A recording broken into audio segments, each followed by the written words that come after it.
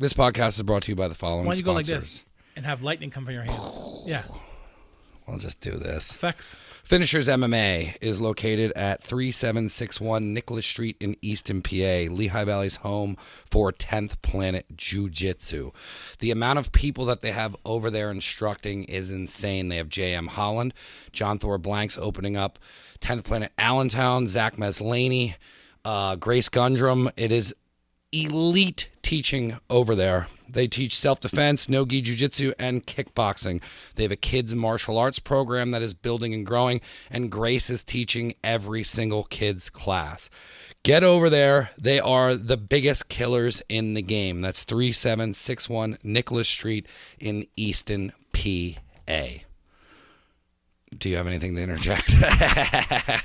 You didn't let me talk. I don't know. No, I would like trying to get quicker on that. But they have multiple schools, and it's www.finishersmma.com. That has their schedule on there, and it has when they rotate everything. And they have evening classes because if you work and you can't get there, they even have, I think, an 8 o'clock class on Wednesday. The thing I like the best is that they treat people with respect. It's not like one of those weird places you go and they talk down to you and, you know, like I'm a big bad sensei kind of crap. No, not at all. They're super cool guys. Everybody that goes there is nice. Everybody's friendly. It's just a wonderful place to go and learn jiu-jitsu. Wonderful place to go learn choke people. Yeah. Just go choke some people. Every time I've been over there, and I get a little intimidated sometimes going into classes like that, even like going to the gym or like the Y, I get a little uncomfortable, and they make you feel at home there. Super professional. The guys have been doing it for a while. Zach, JM, and Thor all have their black belts. So and they have crazy top-notch equipment. Everything is awesome. It's not some... Yep. Every now and then they do awesome. It's an awesome place. Seminars and stuff there too. So check it out. It's finishersmma.com, and they are located at 3761 Nicholas Street in Easton, PA. Their social media is everywhere, so you can go find them. And thank you guys for being a sponsor. Taylor Edge Wood Company. Drew Hoagland. They make handmade and local crafting and bringing you gorgeous custom wood design. If you're looking for a custom table, nightstand, countertop, and more, they can help you. Drew made this table and that desk. A lot of people always have asked us who did this, and it was Taylor Edge Wood Company. Their social media you can find is Taylor Edgewood Co. on Facebook and Instagram. Instagram has a lot of the pictures and stuff. That's the best place to follow them. They just got the website up. It should be running by the time this airs, but that's tayloredgewoodco.com, and he's going to have cutting boards on there. Their T-shirts are really cool. I know they're doing fall shirts for that, and he's just a stand-up guy. He's done nothing but help the show since day one and has really ultimate crafting. Yeah, if you're looking to get something different for your home and you don't want to have the same boring home with the same boring box store, stupid tables that are particle board that are wrapped in crappy vinyl stuff, check him out. He'll come and give you an estimate, let you pick out whatever you want. He's a crazy nut for black walnut, and he loves the stuff, the smell He's of it. Obsessed with crazy. it. It's a little awkward, but he's very very talented. And like I said, if you want something custom and nothing says that you're cool, then I have a damn custom table and you don't. Yeah, and you get professional quotes, and he's also got that he's going to be having that on the website where you'll be able to get quotes off of there. So if you're looking for top-notch, locally sourced, everything's out of Pennsylvania. Yeah, support local people. Yeah, so hit them up. You can hit up tayloredgewoodco@gmail.com for any inquiries on what you need. Instagram's a good way to get a hold of him, and he runs it with his wife, so they're super local to us, and they helped us out since the beginning. So please go check them out, and thank you for being a sponsor. All right, our next sponsor is All Valley Rooter and Plumbing. Jared LaBarba. I've been friends with Jared for almost my entire life, and he came down to the studio looking to sponsor, and we had a long conversation, and he wanted help building in the Nazareth area. He has a lot of work in the Lehigh Valley, but he specifically wanted to get into Nazareth, and we have a really big reach in Nazareth. It's not a big place, but we do have bigger reach than anyone else here. We control the whole We town. own Nazareth. But Jared went through his whole story and told me everything he's doing, and his plumbing is top notch. Yes. They do faucet repair, sub pump replacement, sink installation, pipe installation, leaks, toilet repair, and more. They have 24-hour service, 365 days a year. They charge by the job, not the hour. All services come with a 1-year warranty and guarantee. He's going to be our plumber from now on if we have any problems with the sink and whatnot. Yeah. Having plumbing issues is probably one of the biggest headaches ever. It's one of those things that if something goes bad with your plumbing, it's really bad. There is no minor plumbing issue. And it's good to have someone that's local that you can call, that you know, and say, hey, I really need your help, as opposed to some guy that he's going to spend, he's going to take 3 hours to get there and he's going to show up. He's going to overcharge you. It's just not worth it. Go with a local guy, super professional. He can do everything you really want. He lists a bunch of stuff there, but I'm pretty sure he can do pretty much everything involving plumbing. So I'm just going to call him for everything. So. Whatever. Yeah, and you have 2 properties that you can use them for now, too, because you didn't have a good experience. No, they were horrible. I wish you would say who it was. I really hate that. His website is allvalleyrouter.net, and that is the place where you're going to find all of the information you need to get a hold of Jared if you have any plumbing issues, or if you're just trying to get quotes for stuff. But they are 365 days a year. They are open 24 hours, and we want to thank him for being one of our first sponsors on the show. It means a lot, and all you Nazareth peeps or anybody in the Lehigh Valley who wants a trusted, reliable, professional plumber, please contact Jared. And our next sponsor is Rubiks Auto Detail. I love this guy. Go ahead. One of my favorite guests on the show. Cool. He's a really nice guy. He's a very good DJ also, by the way. Yes, and he's super professional at his job. He's got over 15 years of experience. He is located at 630 North Nelson Street in Allentown, PA. He does paint correction, ceramic coating, interior, and pro auto detail. If you follow him on Rubiks Auto Detail on Instagram, it's insane what this guy actually does with a car. I am recommending that you go to Popeyes, which is right up the street, and you put fingerprints all over your vehicle, and then you go there, and he will make it perfect again. Yeah, he's got 15 years of experience. He's got a package for everyone. What he stressed on the show is that he doesn't just do super high-end vehicles. Yep. He can do anything from, if you just have a daily driver and you just like having a clean car, you can get that done, all the way up to getting a boat done. Yeah, well, it's worth it because I had my SUV detailed last year, actually, just because, especially when you live around here with the salt and everything else, if you get a really good detail on it, it actually will keep your car looking better than dealing with all the salt, because you keep going for car washes and stuff. That's not good. So if you get a really good detail on it, it actually will help all that stuff. So it basically winterizes your thing. And plus, when it gets nice out, you just go there and get it, just touched up a little bit, get it, refreshed, and you have a car that doesn't look like you're a slob. You can contact him directly on Instagram, and that's at Rubiks Auto Detail, or you can call him at 484-553-1366. If you really want to know what this guy does, check out our past podcast with him. It's got a boatload of information. I didn't know, I knew he was good at what he was doing, and he opened his own business and all that, but to hear the story of how he got to where he's at and the 15 years experience, he's a super pro. He's a really great guy. Just go check out his stuff at Rubiks Auto Detail on Instagram, Facebook, and his website is coming soon. So go check him out, and he's one of our first sponsors as well. And we couldn't do the show without all these people, so I want to thank everyone. And shout out to Rubiks Auto Detail, and give him a follow. And he gives you a free bucket of chicken. No, he does not. He's from Popeyes, says he does. Put that in there. He didn't even like Popeyes. Rubiks, you need to give out free chicken. Thank you.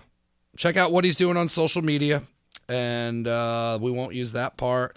And then we'll end it with, this is a professional Class A operation. Check out the podcast we did with him. Our next sponsor is Luke Delmeyer Custom Knives. If you've ever wanted a custom knife, say a chef knife, say a camp knife, say any kind of cool custom knives, I'm sure any of you guys have watched Forge and Fire or whatever, this guy actually does that. He makes wonderful, crazy knives. He's leaps and bounds above anybody you're going to have around here. He's a good dude. You can contact him and give him basic parameters of what you want to make for our custom knives. He does sell his own knives on his website. Yeah, there's a bunch of different knives on the website and his Instagram as well. Instagram, he puts it up a little bit, and he'll say, hey, man, I'm selling this. His website's lukedelmeyer.com. Yeah, I mean, he lists a bunch of stuff. Like I said, you can ask for the custom stuff. He's starting a new line, which you can talk about, of the chef knives. Yeah, the chef knife that he brought over to the studio was incredible because he showed me the demo one that they started with that he made out of a leaf spring, which is insane. But then what he handed off to me, I immediately just wanted to start prepping and cutting onions. You were trying to. I was excited to cook, and that's what a chef knife should do. And if you you're just kept telling him you wanted to use it to cut something. I did. And if you're looking for a chef knife or any sort of custom knives that you would like in your life for whatever reason, this guy, the amount of work that he's putting behind it, the craftsmanship that's behind his actual craft with blacksmithing, the dude's extremely talented, extremely humble, and please go check out his social media, and it's Luke Delmeyer at Instagram. That's where you're going to get a lot of his knives. He's testing the knives. But you forgot the coolest part. What's that? You want to make your own knife? Yeah. He's got classes. Yeah. That's right. He has his own classes. You can go there, look like an idiot, because that's what I'll probably look like when I do mine. But you can go there, and he offers classes and teaches you how to make a knife. And I think that's awesome because there is no one and nowhere in this area that does that. No. And if you're looking for a custom knife of any range, whether it's something that you're just looking for hiking, or if you're looking for a chef knife, or you're just looking to collect something as a hobby, go check out his social media, check out his webpage, get in touch with him, and see which knife is right for you. And that's lukedelmeyer.com. And thank you for being a sponsor.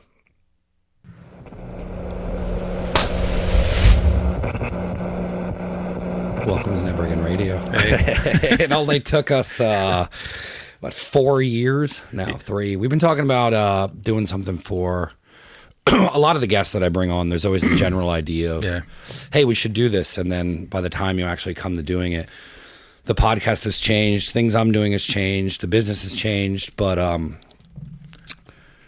what you ended up doing is, I think, so fitting to what, because I watched you go through the changes of what you wanted to do. Mm-hmm. And I think what you're doing now is what you wanted to do the whole time, but you were just figuring it out. Yeah, it's when I started, like I've been doing accounting forever. Yeah, right? Jesse turned me on to you. He's like, my guy's got tattoos. Yeah. He's like, you got to talk to him. Well, that's we can probably get into why, how I ended up this way. But yeah, I mean, I knew I got to a point at some point where I wanted to. I didn't want to just be like this general accountant, like doing everything. Right? Yeah. So I figured, okay, I kind of want to niche and do something that I have a passion for and all this kind of stuff.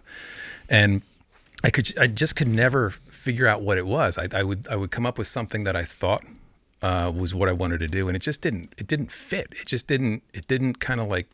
I kind of analogize it like if you ever the old school car radios with the dials. Yes. And like it's like fucking static. I forgot those existed. Yeah, but it's like how like it's staticky, yes, and then and then when you get right on the station, when it's dialed in, it's dialed in. Yeah. Now I feel dialed in. So I went through these different things trying to find something that fit, and just focusing on the veteran community is what really seemed to just pick up and snowball for me. Like I it's weird because a couple of years ago, I reached out to some, like this thing called Bunker Labs, which is like a incubator for veteran entrepreneurs, where it helps them get going. It gives them workspace and things like that, and really promotes them well. I reached out to them, didn't really hear anything. Reached out to the chamber, didn't really hear anything, and then all of a sudden, within the last 6 months to a year, things started picking up. I got a call from Bunker Labs Philly. I got a call from the chamber. Like all these kind of things started working together, and now it's just like a boulder rolling down a hill now. How did you get into accounting in the beginning? Well, it wasn't really by choice. I went in the military. I had a son early, so I had nothing going for me. I was in school, not really sure what to do. So I just went to the recruiting station one day. Just joined. Eventually, I figured out I could go to school at night. I was kind of limited what I wanted to do. I could go for business, I could go for accounting, and I kind of figured, okay, whatever I could do with a business degree. I could also do with an accounting degree, but I couldn't be an accountant with a business degree. So I said, okay, let's just try accounting. Like I like numbers for some reason, and that just seemed to fit. And then finished my degree, and did like jobs here and there in accounting fields, and I kind of realized I'm like a shit employee. I'm just not. It's just not. I'm not good at that. Like I don't. It always seemed weird. Like it seems weird to have to ask somebody for a day off. Like like if I work at 3 a.m. to get my shit done, does it matter? Like why does it have to be between 9 and 5? Those are the kind of things that just roll in my head. So I knew I wasn't really a good employee. So I kind of had this itch for a long time to eventually go out on my own, and then eventually I did that.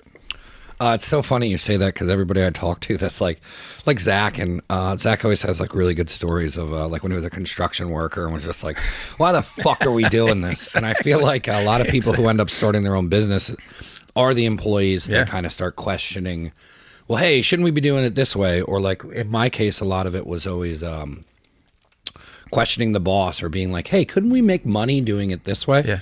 And then having like these ideas, and then eventually when I started doing Never Again, it was a lot of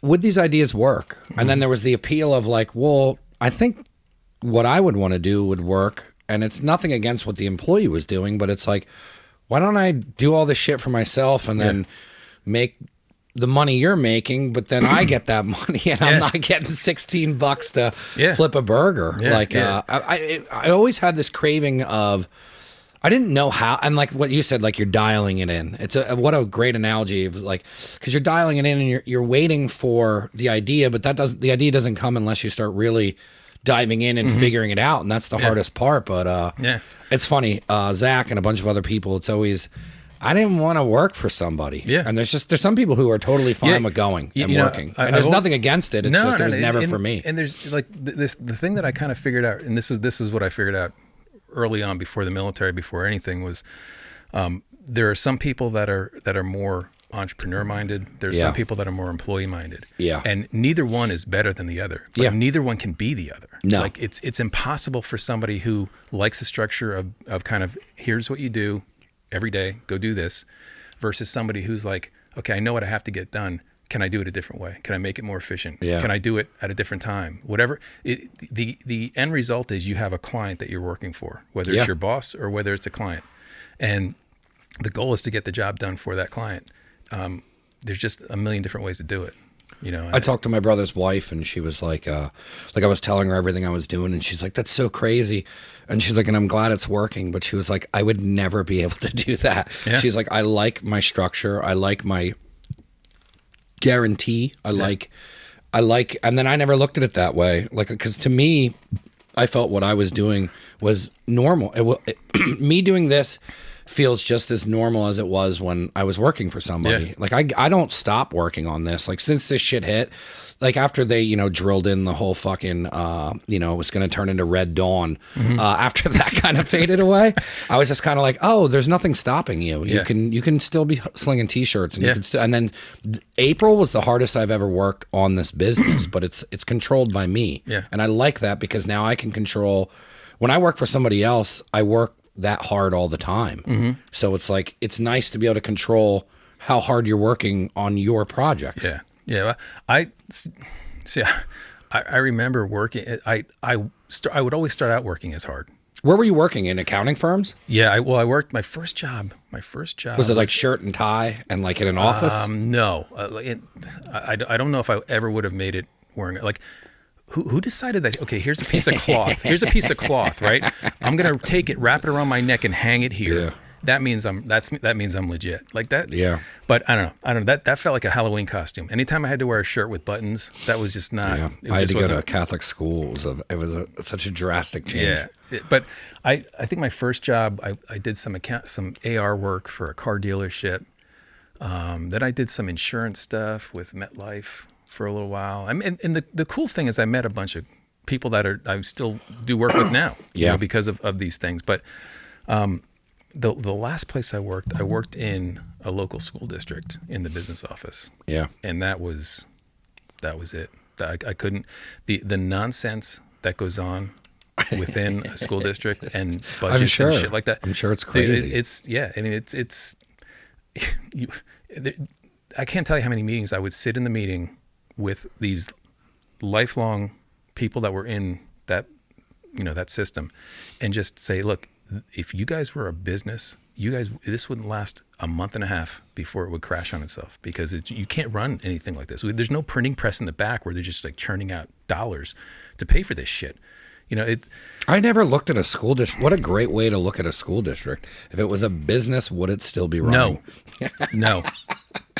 That's crazy. I mean, I laugh, but that's a terrible thing because of the amount of money being wasted. Think about it. I'm not shitting on the school system. I'm not doing any of that. But think about something where you're not selling a product, you're not selling a service really, and you just decide how much someone else has to pay for it. Yeah. You just vote on it. Okay. Do I have a say? No. And if you don't like what we're going to charge you, we'll take your house. We'll put a lien on your house and take it. It's so nuts when you get into money and what they can do with that. But we're going down a weird path here. No, we're all right. we get the weird paths are this show. If we keep going here, I'll be standing on this table like Mussolini from the. It would have been a good promo. But it's I don't know. Like, if you see anything I post, I'm a small government guy. Like I don't lean one party or the other. I think both parties kind of want their parts of government big. Yeah. I just want the whole thing pruned. That's all. So when you left working for the school district, how did you go about setting up your own, started doing taxes for people? Did you have people that you could connect to that you were like, hey, like Jesse, where Jesse was like, hey, and then I reached out to you. So were you picking up clients that way and building your own niche at home, or were you doing multiple different? I had started building a tax practice early, much earlier than that. Like I think I started doing taxes like in 2003. Yeah. So I had steadily built up a clientele that I was kind of like always doing on the side. What pushed me to leave in the school district completely was just the nonsense that I had to deal with on a daily basis. But I had started working with another veteran that I knew from when I was in the military, and that's kind of where we came up with what we were doing as far as like the WOTC tax credits and helping businesses get these tax credits for hiring veterans and things like that. That was something where I was like, this is where I need to be. It's very like nebulous. I don't know exactly how we're doing this. We have some clients lined up, really nothing substantial. And it was just one of those perfect storms where the CFO came in my office and I'm like, look, dude, I can't do this anymore. I got to get out of here. And I gave my 2 weeks that day. And it literally felt like I just jumped out of a nest without a parachute.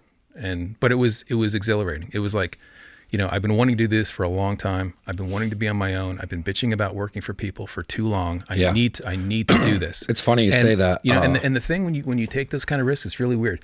If you think at that moment, all the worst case scenarios, right? And you really start managing those thoughts, the worst case scenario is never that bad. And it never happens. You would have to get another job. That's it. Yeah. You know what I mean? Like the worst cases never happen, and they're never as bad as you think they're going to be. I love that you brought that point up. When I left the post office, which was a bigger deal for other people than it was for me, I didn't want to leave that job. Mm-hmm. How the post office works is not what everyone thinks the post office is. It's understaffed. It's old equipment. It's long hours. And if you're good at your job, you're taken advantage of, because like I was caught up to doing as well as the people who've been there for years. Mm-hmm. But that was because of my work ethic. But then because I worked that hard, I now have to do double the work. And then so the person who was taking their time and eating the clock up and not working as hard as me, I was now doing half her job and not getting home till 8 or 9 o'clock at night. And I burned out from it.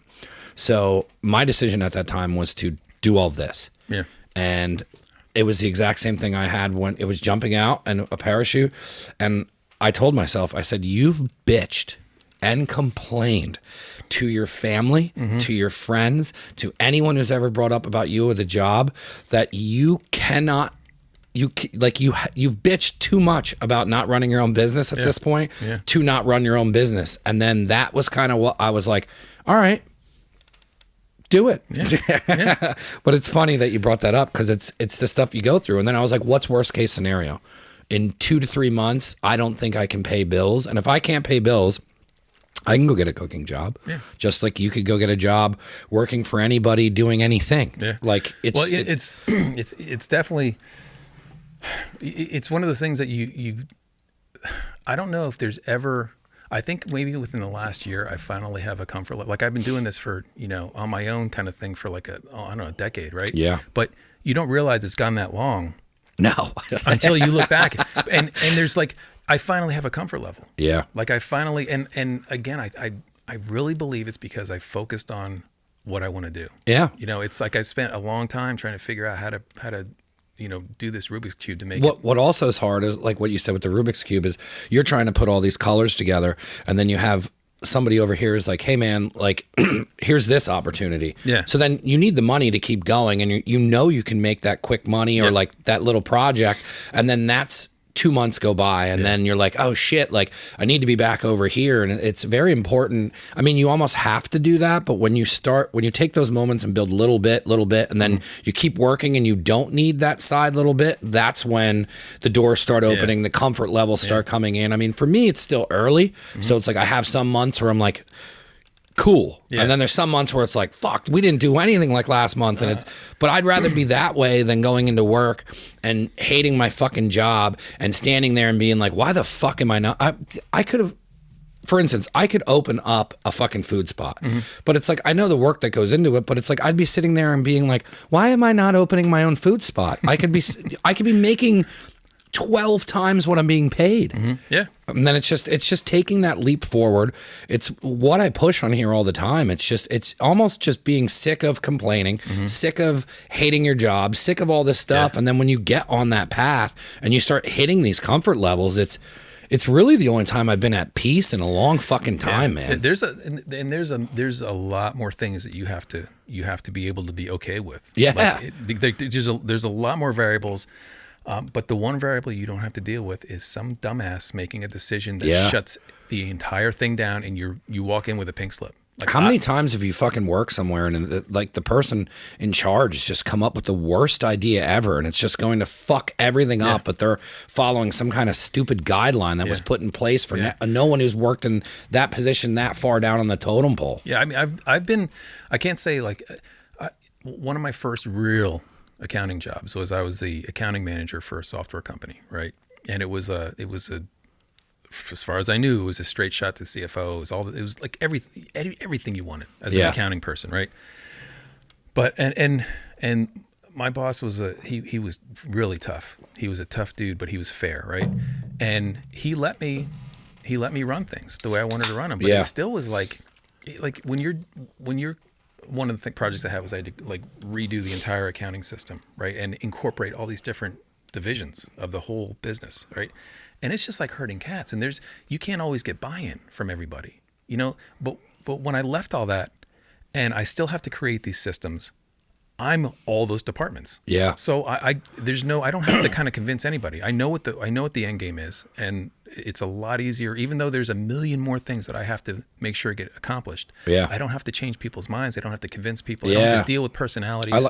What's funny is I just was talking to somebody about this the other day, and they're like, well, how's everything going? And I'm like, it's crazy. It's like at this point I'm doing so much that it's weird to watch. Like, if you pay attention to growing a business, I'm creating jobs now inside the business. Yeah. So it's like, but that's the thing is it's how I want it done. So it's like, it's almost structuring these things that you have to follow to make your job easier. Like when I started working with Axelrad, it was all over the place, but now I'm like, I have like information that the client fills out.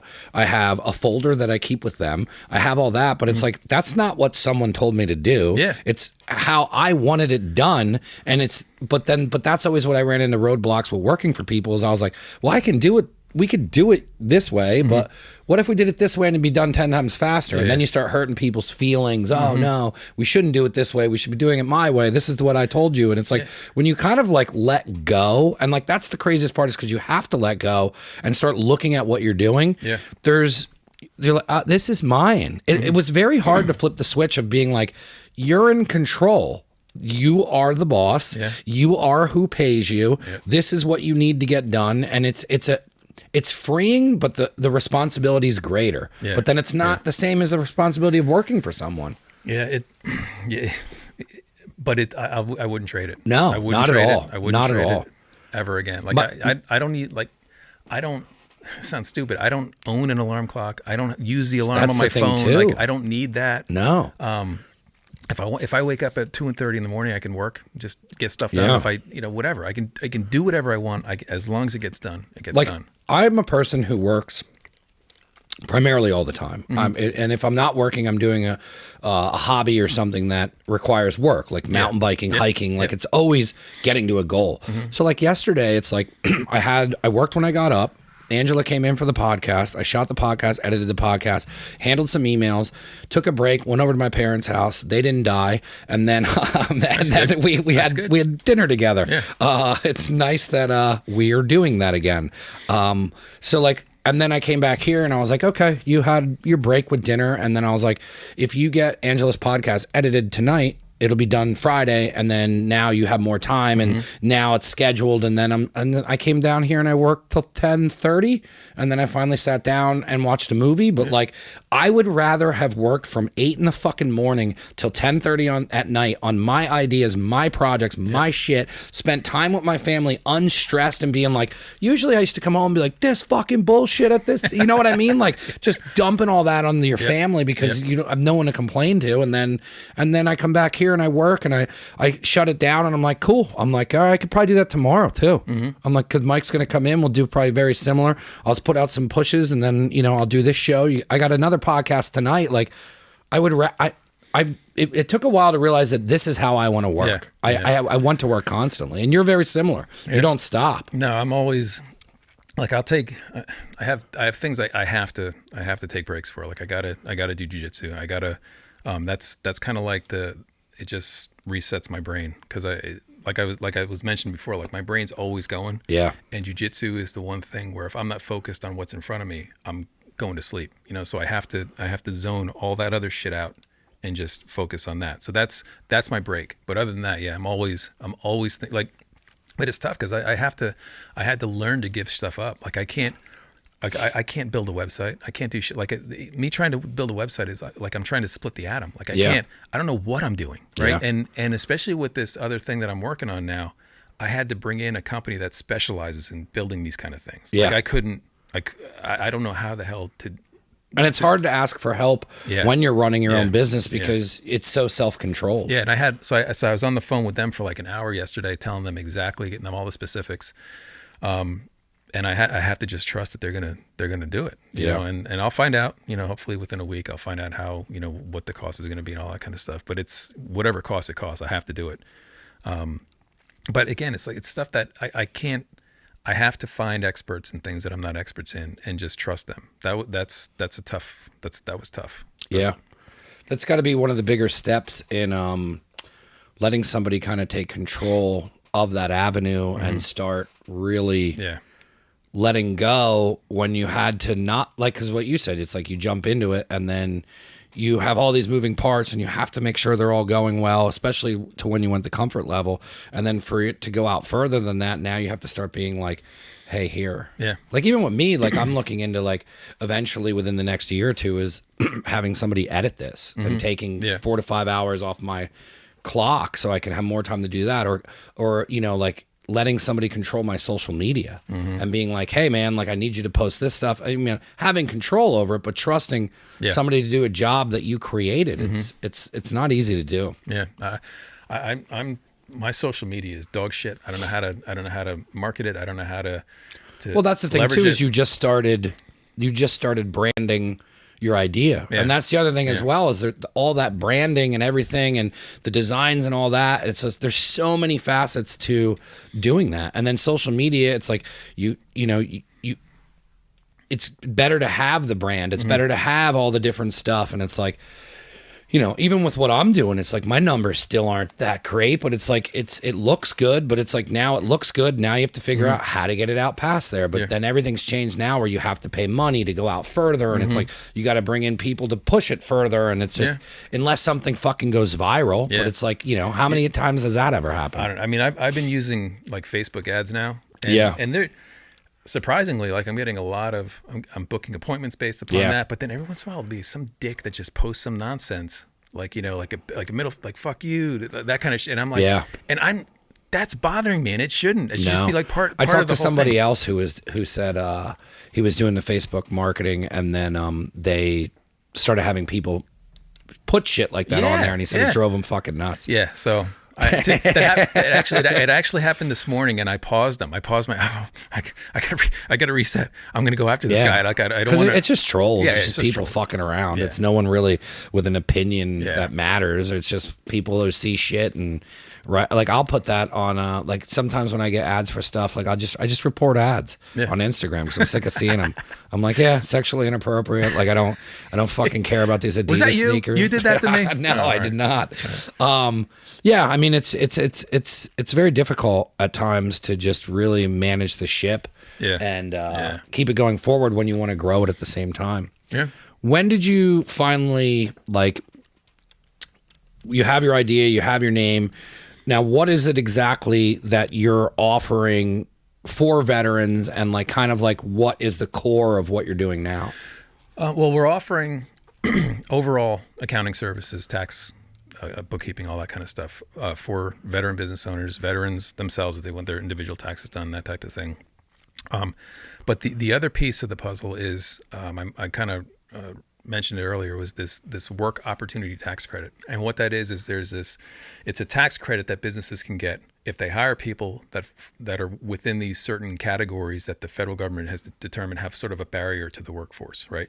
So if a person falls in it's people that may have been on food stamps or in a family that are on welfare benefits, Social Security income, those and qualified veterans is a huge group. And the whole idea behind it is if a business has candidate A and candidate B, both equally qualified, but this one falls within one of those groups, they want this program to help a company choose them to get them into the workforce because they get dollar for dollar tax credits, which are huge. It can be anywhere from like $2,400 up to $10,000 in dollar for dollar tax credits for each employee, no limit, right? There's a lot of other things that have to fall in line for it to happen. So one of the biggest categories are qualified veterans.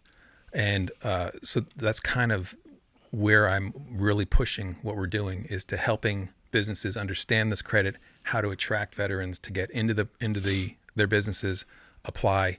But there's also another piece of it. And normally the way it happens is after somebody applies for a job is when the business starts kind of screening to see if they fall within the groups. There's something else that the applicant can do is they can pre-certify themselves. They can fill out the paperwork to say, hey, I am within one of these groups. And then they can put that information on their resume. They can promote it to to employers looking for jobs and say, hey, if you hire me, I'm already coming with this credit. Yeah. And so what we're doing is we're going to be offering the service to help pre-certify applicants for free. We're not charging veterans anything to do that.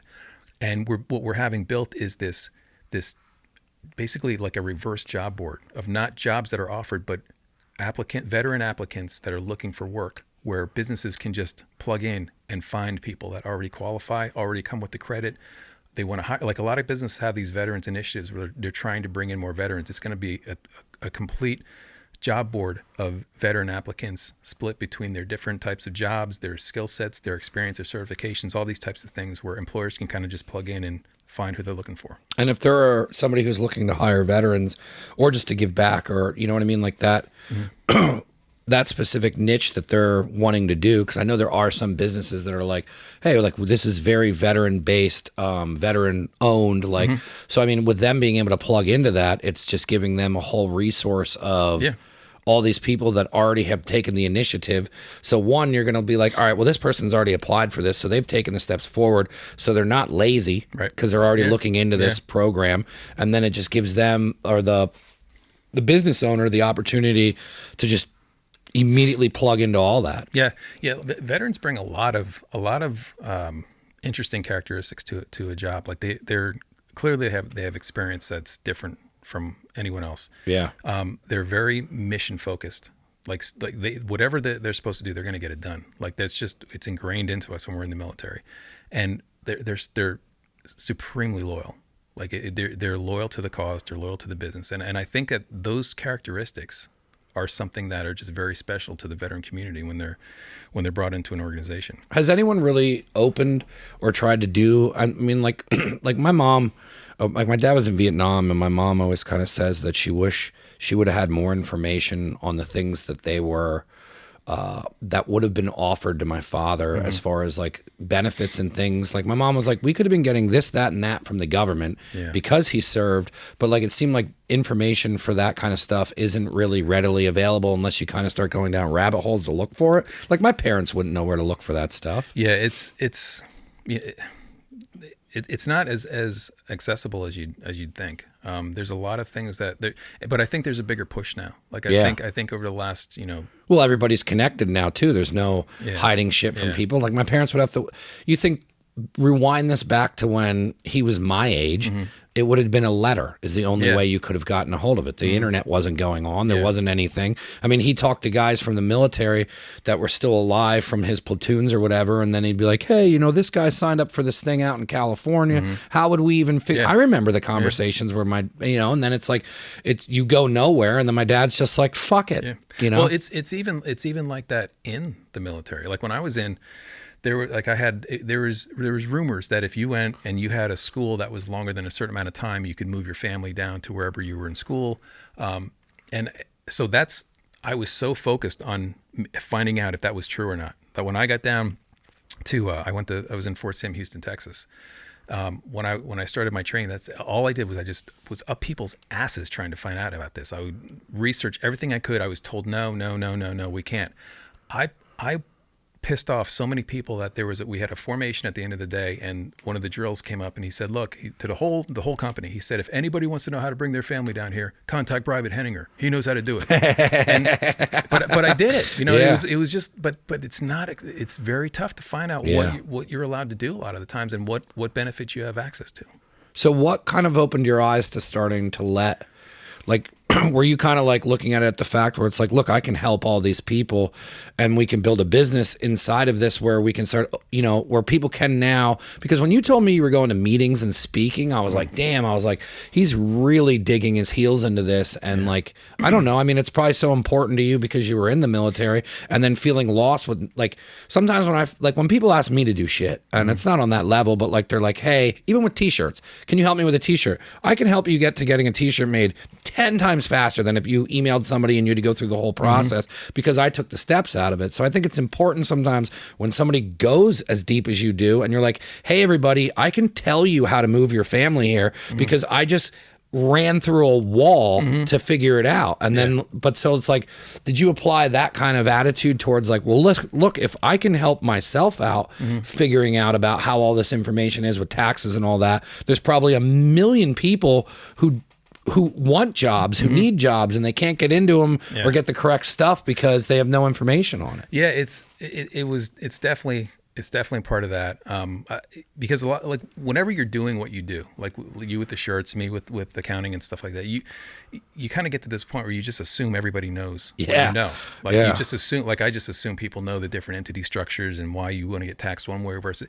And when you start talking to people, you realize, man, we each have like this special knowledge. It's like being an X-Man. Like you have a certain like mutant characteristic about you that a lot of 100%. People don't have, right? So I've always been drawn to the veteran community, a lot of because of some stuff I went through with my dad growing up. Like he was in Vietnam, and he went through some horrific things that affected him, my relationship with him. Things that I didn't understand until I was in my 30s. Yeah, I'm just starting to get a grasp on what my father's gone through. Dude, I got a phone call. I got a phone call from a family counselor saying, "Hey, your dad's been seeing us for a while. We'd like to have you come in and do a family session." I had no idea. Yeah. I had no idea what the hell they were talking about. That he was going. That he had. But when I had that meeting, the prior 33 years of my life made sense. Yeah. And so. Had he had community then, I think he would have been able to cope a lot. He's passed on since, but I think he would have had a lot more ability to deal with that instead of just suffering for so many years. Absolutely. I see it's so crazy because I don't talk to a lot of people. Like I tell stories about my dad in Vietnam, but I don't really have conversations like that, like what you just had. But Like my mom always said, like she wishes that he would have talked to somebody. He was able to talk to somebody. I didn't realize, like you said, probably between 35 and 40 is when I started, like, because the older he gets, he can't hide it as much. And then like I was there one time when he had a flashback, and I never understood what a flashback was, and it was hot out, and he was listening to music, like his old music that would have been playing when he was in Vietnam, and it was too hot, and then the temperature changed and it got muggy, and it was exactly the same weather it would have been in Vietnam, and the music was playing, and boom. I mean, he walked into the woods, and my mom's just like, oh, and my mom's been through this, but she's not explaining to her children about any of this. And then so he goes into the woods, and I just got scared, and I didn't know what to do, so I followed him, and then he's walking and not making any noise, and I'm just like, and I'm like, yo, you all right? And then he went out onto the road, and he's like, yeah, and I'm like, do you want me to walk with you? And he goes, yes, I do. And we walked the block, and it was like, that was just such a fucking, I was just like, holy shit, man, like you were dealing with this and raising 4 fucking kids. Like I think a lot of his sleep problems are from Vietnam. I think there's so many people that are fucked up from it. My dad he told me he would wake up at night and he would smell gunpowder. Like, just weird shit. Like, but my mom didn't know either. Like after, like when it was something that he suffered silently with. But so I think a lot of them have. Yeah, and so that's why I think I just feel comfortable helping with the best of my ability with whatever skill set I have. Yeah. With other veterans, they're trying to build businesses. I know how I felt when I was trying to build a business. I knew how I felt when I was working for somebody else. I want to get the hell out of there. Yeah. So I just feel like if I can help that community and we can, just build each other up, that's why it's such a good fit for me. It just ties so much. That's what I said together. when you were kind of working on all the different projects and we're kind of reaching it, and then you're like, I think I figured it out, and I'm just like, awesome, because I watch the progress and change, and it's like anyone who's connected to anybody. I mean, even with Zach and JM, and you see the things that those guys are doing, and then when you see somebody figure it out, and I'm like, man. And then when you said that you were public speaking, which you were like, dude, I don't, how much of that do you do? Dude, you never do it. You told me you were doing it. I was like, holy shit. I'm like, I would have been nervous. I'm trying to think if there's anything I like less than public speaking. The first public speaking class I ever had in college was like, I'm sitting there, I show up, it's a theater, right? And I'm like, this is kind of weird.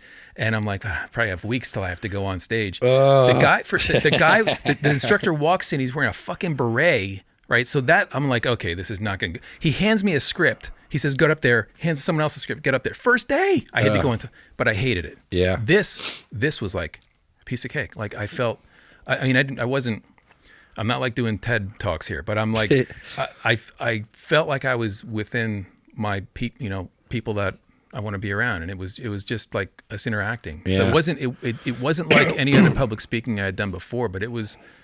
Where were you public speaking at? Like, was it with It was Bunker Labs Philly. They have a Bunker Labs. What Philly do those guys do? They have they're like I said, they're an incubator for veteran businesses, helping veteran businesses with access to office space. Like they have an agreement with WeWork, where they'll basically rent space out to you. I think they rent it out, but they also have a program where you can do what's called a VIR. It's a Veterans in Residency, where you can kind of win office space in a WeWork building down in Philly, in Dallas, like there's all over the country.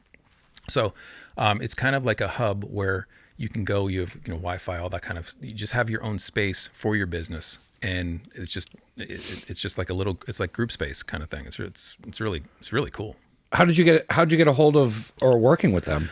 Like I said, in the year or two before any of this really started picking up, and I was trying to figure it out, I reached out to them. I said, hey, this is what I do. If there's anything I can do to help the group, if there's any information you need on accounting, tax, all this kind of stuff, let me know. Didn't really hear anything. I didn't realize they're a national, I didn't realize how big an organization was. And then maybe 6 months ago, I got an email, or I don't know if it was through LinkedIn or something, from a friend of mine named Kyle, who is actually, he's one of the team leaders down in Bunker Labs Philly. And he's like, hey, we're having I forget what they call it. Bunker brews. They're like little group meetings and stuff like that. So like 20, 30 people show up. I said, would you come down and talk about accounting and tax and stuff? Here's some questions that people have asked. Were you nervous as soon as you read that? Shitting my pants, dude. I was shitting my pants just reading the offer because I knew I had to do it. Like I knew if I really wanted to get in this, those are fun moments, but they're very like, fuck. Yeah. So I was like, man, okay, what do I wear? Do I just be who I am? How do I not sweat my ass off when I'm up there and look like an idiot? Like all these things were going through my head. Then when I got there, it was like, it was a piece of cake. Yeah, because you're essentially jeans, Chuck Taylors, and a shirt, and you're essentially just answering questions. Yeah. To shit, like what you said, you're an expert on it. So it's just when you started doing that. Is that kind of when you started noticing that you could reach out and help these people and start kind of formulating the business that you're turning it into now? It sort of connected everything. It really started like the last 6 months. I've been pushing this thing hard. It's something that like I said, I thought about maybe a year or two ago. But the fact that it could be a reality, really, that was really I think that when it started. That I knew that this thing, and since then it's just ramped up. Yeah, because I mean, when you have that connection like that, and then you're speaking, and then you can essentially go to these different bunker labs and tell everybody this information, and now they're getting it directly from the guy who created the avenue for them to get better employment. I mean, it's just the amount of people that you could go to those meetings and at least change 5 people's lives every fucking meeting. Yeah, and it's true, and like. I think around the same time, I was talking with the chamber. They have a veterans council. I think I'm probably going to be working on one of the committees there. I have a call with them this afternoon. But one of the things before all this Corona shit happened, we're going to do a Bunker Brew up here. Yeah, we're going to bring Bunker Labs Philly up to the Lehigh Valley. Coordinate it with the chamber, and we're gonna have something up here. I don't know the specs. So you would almost be able to have like a Lehigh Valley Bunker Labs. Yeah, I don't know if we're gonna. We'll see how the turnout is. Yeah. I mean, if there's opportunity, it's opportunity. I don't care if it sticks with, if it's still part of Bunker Labs Philly. I'm not looking for. Yeah, another project to run. Yeah. But if it connects the two areas, I think that's a good thing. Yeah, because there's a lot of veterans up here, and a lot of veteran businesses up here. Yeah. Do you think a lot of people just aren't informed enough on it, or on just veterans? And like, I'm not a veteran, but like, I didn't know that they had these meetings for veteran businesses. And I think it's in the community. It's known, it's pretty well known, but I don't think outside of that. I think it's picking up. I think hopefully that's kind of what I'm going to try to push that locally. So where are you at now with it, as far as you're just kind of getting the specifics done and like ready to launch? Like, what's your estimated launch of when you'd like all this to be done and you up and running? I would like to have the WOTC stuff and the helping veteran applicants and all that piece of it. I would like to have that thing up by June 1, but we'll see. I'm still waiting on this IT company to come in and let me know. Scope. Is all the Corona shit slowing stuff down too and affecting it, or is it kind of something you can work in between? No. We've talked offline. Corona hasn't stopped me at all. Yeah. Like I said, it affected me the first couple weeks, and then after I kind of shook the cobwebs, and I'm like, wait a minute. Yeah. I can keep fucking working. Fortunately, I don't do a lot of stuff anyway. Yeah. So the only thing this played any part of is like, training Jiu Jitsu and that type of thing. Other than that, I'm, a lot of times I work from home, sometimes I work from the office, but I haven't. That is one good thing about working from home as well, is that I work down here. Mm-hmm. So it's like everything I need to work down here, and it's like I work sales through a couple of different avenues. Yeah. So it's like I'm already like, not working from any of there, and then Never Again's ran down here. Mm-hmm. So it's like I don't know how it would have affected me if I would have still if I'd have been working the restaurant industry, I'd probably been fucked. Yeah.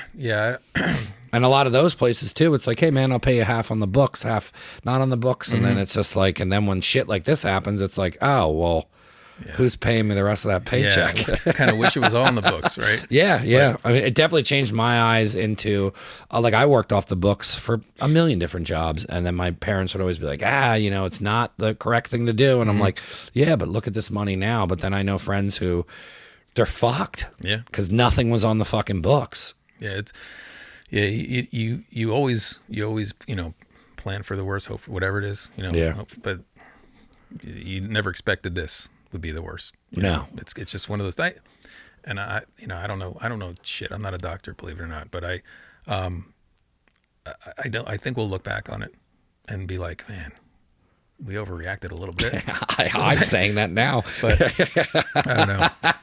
Well, yeah, I'm saying that too, but it's all situational. Yeah. I mean, I've really stopped talking to people about it as far as like what I'm doing. I've noticed if I, it's like I can tell in a conversation, I'm like, all right, like so far, both guests yesterday and today, it was like we pretty much had the exact same conversation. I mean, anyone who's coming down this week, it's the same conversation, but there's definitely people who won't. And I'm like, all right, well, I'll fill the time with the ones who do. And I'll look, whatever people need to make themselves feel better, I'm all about.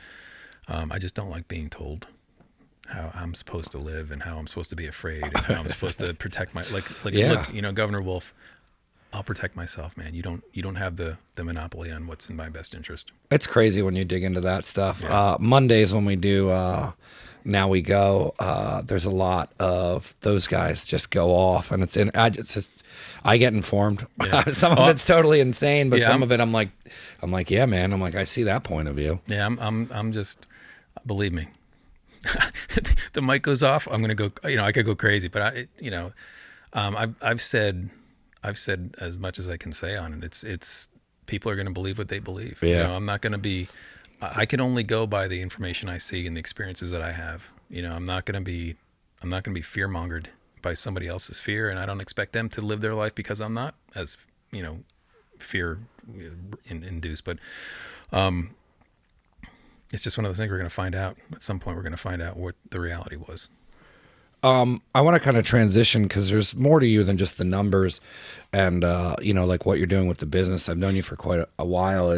But like, how has Jiu Jitsu played a role in your life as far as like I know you use it for like the mental escape and all that, but like, what have you gotten out of being a part of finishers over there? Yeah, I honestly, I can't. Sometimes you just look at where you are in life and you wonder how the hell you got here. That's how I feel with those guys. Like, what 10th Planet, Bethlehem and Allentown and Miami, these guys, the fact that I can even be associated with those schools, with these guys is I feel it's an honor. Like, Zach, JM, John Blank, Grace Gundrum, who routinely. She's a 17-year-old girl who routinely arm bars me. Like, and I'm not giving anything to her. She just does it. Like, she's like a wizard. Gabe Tejada down in Miami. These guys, they're friends. They're like brothers, almost sons, because I'm like their dad's age. But the fact that I can be part of that it's. When did you start with them? Because how much they've grown from, because they used to be over by Jimmy John's. And like, that's kind of when Dan introduced me to them. Yeah. I think I first started training with them in 2016, 15 or 16. Yeah. And it was rough. Like, it's never an easy day there. But I've learned so much through those guys. They've really helped me grow as a martial artist and as a jiu-jitsu player. Even though I'm like usually the oldest guy in the room, I don't feel it. Yeah. They don't make me feel that way. It's a place where you can bust balls all day, any topic, and nobody gets offended. It's like, because we know we're family. Like, it's a really, I've been over there. Well, I mean, I used to sit in on classes and I've taken a couple of classes and I mean, I go to every tournament. It's very unique what they have inside. Yeah. That's the polar opposites between Zach and JM, but then how similar they are. And then it's like your class from Zach is going to be different than your class from JM, but you're going to be learning so much from both of them. And like what you said, it's pretty crazy how, like, what they're doing, what they've grown to, the branch offs with the schools. And I still feel like people in this area like are just like, oh, okay. So like, I'm like, it's nuts. It's really weird because in jiu-jitsu nuances matter. And that's why you can, when you're depending on who you're taking a class from, you notice there's a difference. You're learning. You're never stagnant there. You're never not learning something. Like there's always a tweak here, a move here, put my hand here, don't put it there. Those things, when you're able to start doing those things without thinking, that's when your game really elevates. And they've always had the ability to teach in a way where you learn differently. Like you don't learn the same way all the time. Yeah. And no matter who's instructing, I've always picked up stuff that I didn't get the last time. Yeah. And it's not that it wasn't taught. It's just I didn't hear it the right way, you know? But yeah, and when I say that my game's gotten better, I don't compete a lot, but I find like it's taken me within maybe the last year to feel like I'm good enough just to roll with grace. Like before, maybe prior to a year ago, if I roll with grace, I felt like a big like ape, just trying not to fall on top of her. But the more technique you learn, the more fluid you become, you're able to roll better with better people. Yeah. You know? And I mean, you know Grace, she's world class.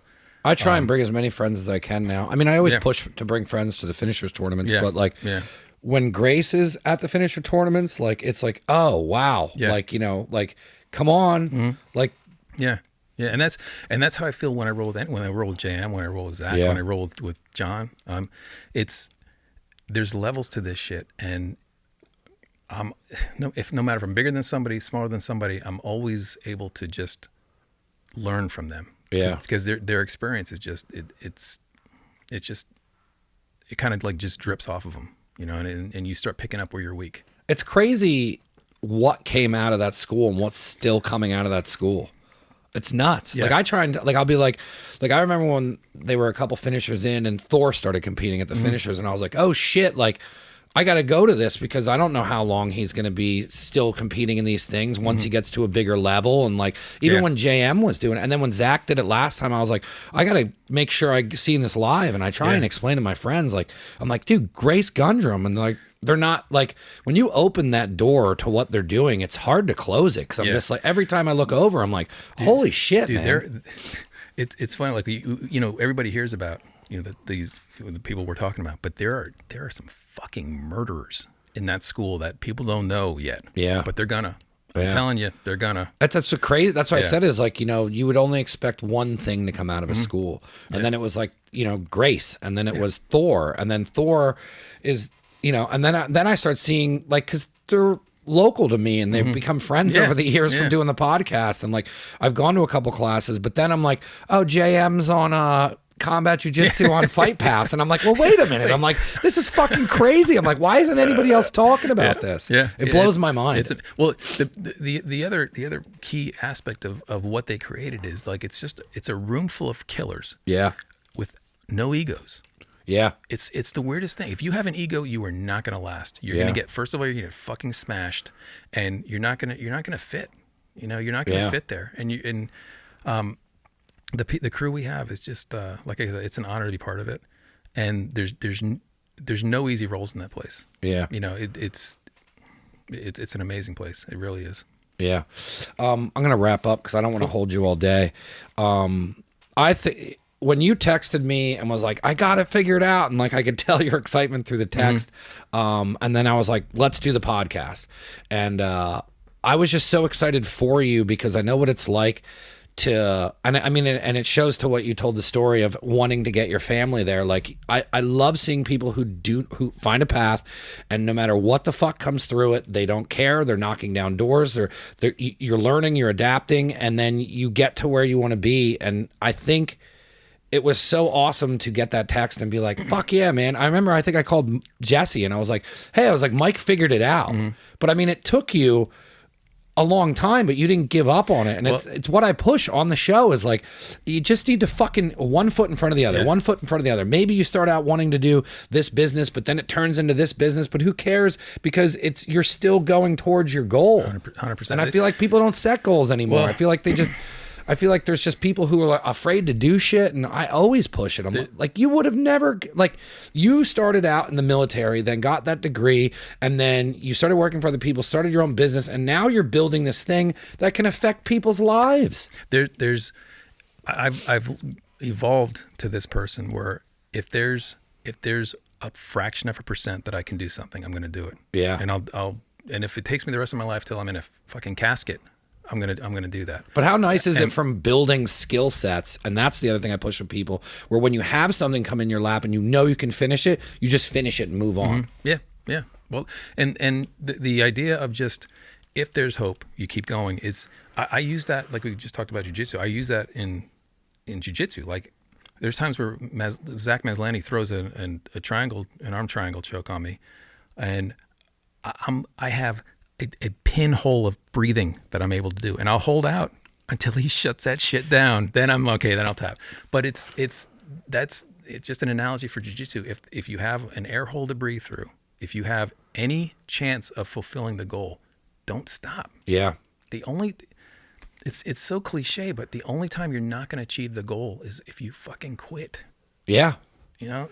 It is. Yeah. So, it's 100% the truth. Yeah. It's like, I always try and instill it. That's why I bring people on here that are, it's what the whole show is about. It's showing people like who you are. Mm-hmm. And it's like exposing who you are is going to help somebody who's just like, I don't know, man, I got this business, but then there's people who think their ideas are stupid. Yeah. You know how many stupid t-shirt ideas I had to go through till I started realizing, like, I was saying in the last podcast, it's all trial and error. Yeah. It's figuring it out. It's like, it's failing at something. Yeah. And I look at where I'm at now, and the only reason I'm this far is because I fucking failed a bazillion times on a format that didn't work for what I wanted to do. Yeah. And is somebody doing what you want to do?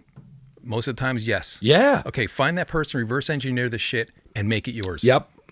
I said it yesterday on the podcast. I said I always looked at people and said, how are they living that way? How do they podcast and make enough money to pay rent? How do they do this, that? Yeah. And then it's just like, okay, let's figure it out. And what you said, you break it down, you figure it out. You might have to have a part-time job at first, or it's like maybe you're financially stable enough to get into something. Maybe you can find somebody to back it. Mm-hmm. I start doing this shit. People have been calling me, hey man, what would happen if we put some money behind you? Yeah. I'm like, I don't know. Like, I've been doing this shit broke, and all I told everybody, I just wanted to get by. Mm-hmm. I'm just starting to get by. And when I start getting by, that's a decision of whether I want more bullshit and stress in my life, but it's completely up to me. Listen, just going through those shit times is a blessing, dude, because when you start making money, you realize how little you actually need. And so much of it becomes gravy, dude. Even this shit with like everything being shut down, and I started realizing, like, man, you don't really have to go do all half the shit you burn money on because you don't want to sit inside. The businesses that are going to last are the ones that had to live lean at some point. Yeah. I've always lived lean. Man. Yeah. like someone was like, how you doing? And I'm like, this is how it used to be when I wasn't making money. So dude, now I just have to, that's what upset me though, is I was like, I just started to make money. I just started to get by. And now I had to go back to when shit was super tight and I was stressed all the time. Yeah. But I adapted, and I'm like, in my mind, I'm like, all right, well, this is where you were 5 years ago. So just calm down. Yep. And then but then I told Angela yesterday from Motor Girl GT, I said, when this is done, I said, this business is going to be a monster because I tightened all this shit up that I needed to tighten up. Yeah. I don't know. It's important to pay attention to shit, and people who are listening and they're afraid to start a business. They're afraid to open shit up. I mean, listen to these stories. They're all regular people that just didn't give up. There are several linings in what's going on right now. Absolutely. You just got to find it, man. This is if you can just keep things tight, figure out a way to be more efficient, figure out more service. But that's what we did. We had more services, more efficient, better ways to provide it. I'm telling you, I'm coming out of this thing stronger than when I went in. Yeah. And I like being locked down here has been terrible, but it's also been a complete blessing in disguise because it's like, because there'd be some times where I'd just be stressed and I'd be like, all right, I'm just going to go get wings. Yeah. And then it's like, all right, well, I'm just going to go do this. And it's like, when you're told you can't go anywhere, you're kind of left with these things where you're like, all right, you can either just sit here and be pissed off, or this thing that's been in the back of your head telling you that you need to start keeping control of these things needs to be done. Yeah. And then I was like, then I look at this and I'm like, all right, well, would this have changed? And would you have been working this hard if this didn't happen and you had outside distractions all the time and you just kept focusing on the wrong things instead of what's going on internally? Yeah. Yeah, sometimes we have to be forced into doing the right thing, when it comes to business and things that we've been procrastinating on, but it'll be fine. Yeah. I think we'll be fine. I thank you so much for coming on. Yeah. I wish Jesse could have been here. I want to bring you guys bring you back on with maybe perhaps somebody from Bunker Labs, and then maybe like push them and kind of do like a solo thing. And That'd then be cool. I mean, he'll be back by that time. So like he would have added a lot to this with being a business owner and whatnot. Yeah. So, I mean, but like I told Jesse, I'm like, this isn't the last time that you'll be on. I'd like to have you come back, kind of update on what's going on, maybe bring like Zach or JM on with you and just kind of like bullshit more instead of kind of like telling a story. But I'm really interested in the Bunker Labs thing. And I think that's important to get that out. And if those guys would want to come on with you and do something, I think that would be super informational for veterans. Yeah, I'll talk to Kyle about that. I want to give you a chance to kind of promote where anybody can get all this information from and kind of what your central hub is for your social media or what's kind of coming down the pipe. Well, right now I have a website for the veteran stuff that's being built. Until then, you can reach out to me at my email, mike@thesummitsolution.com. You can reach out to me on Facebook, facebook.com/VBOTAG, VBOTAG, Veteran Business Owners Tax and Accounting Group. You hit me up on Instagram, same place, VBOTAG. If you need help getting your shit set up, we'll be happy to help you out. Right now, we're doing, because of all this Corona stuff, for veteran business owners, if they have their books that are just a mess right now, we're going to clean them up for free and just, let them, help you out that way. Oh, that's such a huge help. Especially just because I know how disorganized I am on keeping track of that stuff. Because there's a lot of people that don't understand how to, I mean, I've definitely am doing it different now, but that's a huge help having somebody clean up and be like, hey man, you need to keep it this way, that way, this way. So anybody who needs that sort of help now too, they can reach out. And I'm going to have all this stuff tagged in the bottom of when I share it. Cool. And if anybody's listening and they want to check out more Never Again stuff, everything is on Never Again Studio. But thank you again for coming in.